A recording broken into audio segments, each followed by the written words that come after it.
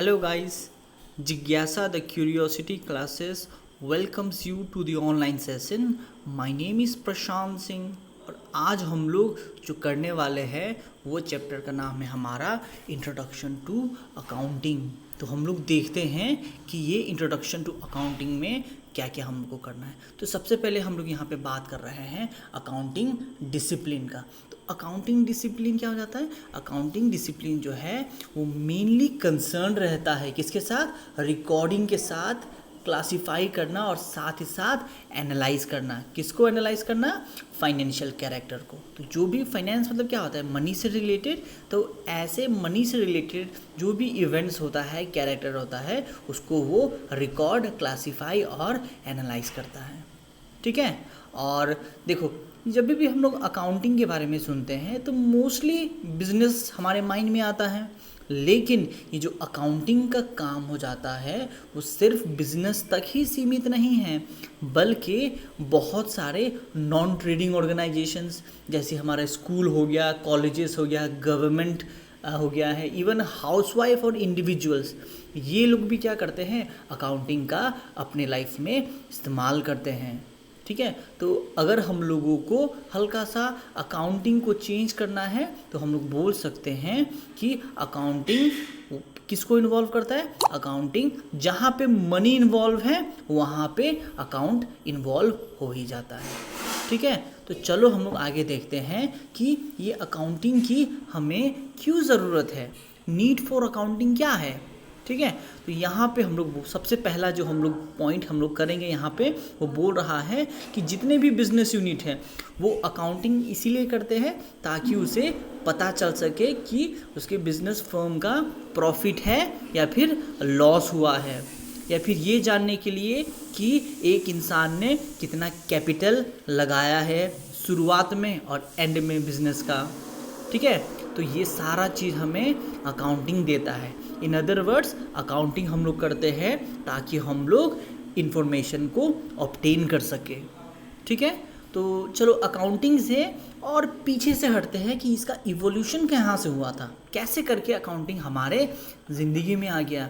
तो हम लोग अगर अकाउंटिंग के बारे में बात कर रहे हैं तो जिस तरह से हमारा लॉ हो गया, साइंस हो गया या फिर कोई भी अदर फील्ड हो गया, वो धीरे धीरे करके ग्रो किया है, उसी प्रकार से हमारा अकाउंटिंग भी है, वो धीरे धीरे करके ही आज यहाँ तक पहुँचा है।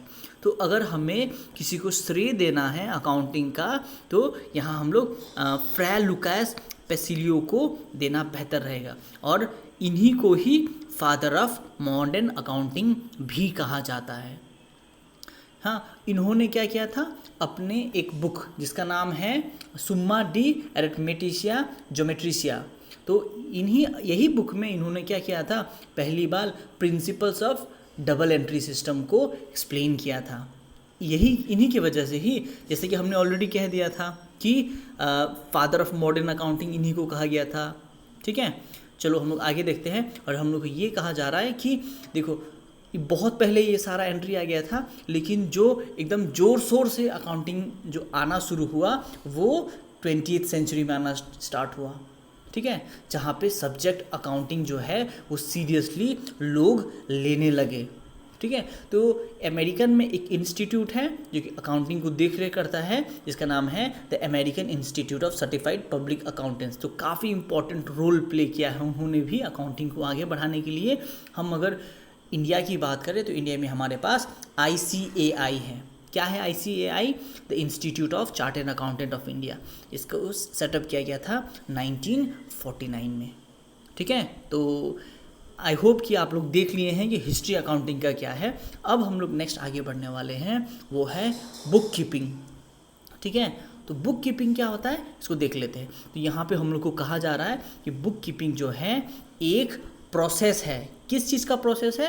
Recording financial transaction. तो कोई भी फाइनेंशियल ट्रांजैक्शन जो है उसको हम लोग रिकॉर्ड करते हैं। ठीक है। जो कि एक इवेंट्स होता है बिजनेस का। अगर इसकी डेफिनेशंस की बात करें तो is defined as a system of recording business transaction in systematic manner. मतलब कि रिकॉर्ड करेंगे बिजनेस ट्रांजैक्शंस को, लेकिन एकदम ही सिस्टमेटिक मैनर में, कि पहले पैसे आया वही पैसा खर्च हुआ, ऐसे कर करके सिस्टमेटिक वे में इसको लेके गया है। ठीक है, और साथ ही साथ ये बुक कीपिंग जो है ये हम लोग रूल्स को ध्यान में रख के ही करते हैं। ठीक है, तो ये बुक कीपिंग का काम वैसे करता कौन है, तो यहाँ पे बुक कीपिंग के जो काम करते हैं, ठीक है, वो लोग ज़्यादातर जूनियर एम्प्लॉयज़ रहता है, ठीक है, जो अकाउंट डिपार्टमेंट में काम करते हैं, और उसको हम लोग बुक कीपर्स बोलते हैं। ठीक है, तो ये बुक कीपिंग जो है वो इम्पॉर्टेंट किस लिए हम लोगों को बुक कीपिंग अच्छे से रिकॉर्ड रहेगा तो उससे हम लोग जान सकते हैं कि हमारे बिजनेस का टोटल सेल, टोटल परचेज, कितना कैश रिसीप्ट आना है, कितना हमें पेमेंट करना है, ये सारा चीज़ हम लोग जान लेते हैं। ठीक है, नेक्स्ट हम लोग देखेंगे कि उनका बुक कीपिंग का फीचर्स या फिर एलिमेंट्स क्या है। तो एलिमेंट्स में पहला वाला हो जाता है कि हम लोग मॉनेटरी फॉर्म रिकॉर्ड करेंगे, जो भी मॉनेटरी पैसा लेन देन वाला हुआ उसको हम लोग रिकॉर्ड करते हैं। साथ ही साथ बिजनेस ट्रांजैक्शंस की क्या क्या ट्रांजैक्शन हुआ बिजनेस में, परचेज किए, सेल्स किए, ठीक है, और इसको हम लोग जब लोग करेंगे तो ट्रांजैक्शंस को हम लोग ध्यान में रखेंगे कि हमारा जो ट्रांजैक्शंस हम लोग लिख रहे हैं वो रूल्स के बेसिस पे हो, और साथ में रेगुलर बेसिस में ही कर रहे हैं हम लोग, ताकि हम लोग कुछ चीज़ अगर भूल जा रहे हैं, मिस आउट हो जाता है, तो हमारा अकाउंट जो है वो एरर दे सकता है। ठीक है, उसके बाद यहाँ हम लोग को बता रहा है कि यही सब चीज़ आगे बढ़ के सर्टेन बुक्स में लिखा जाता है, जैसे कि जर्नल एंट्रीज, लेजर एंट्रीज। अगर आप अकाउंट्स कर रहे हैं तो आप लोग जानते ही हैं कि जर्नल एंट्रीज, लेजर एंट्रीज क्या हो जाता है। और नंबर 5 की पॉइंट की बात करें तो हम लोग ये बुक कीपिंग को बोथ आर्ट भी बोलते हैं और साइंस भी बोलते हैं। इसमें लॉजिक भी लगता है और ध्यान से भी करना पड़ता है। ठीक है, नेक्स्ट हम लोग देखेंगे वो है ऑब्जेक्ट ऑफ बुक कीपिंग।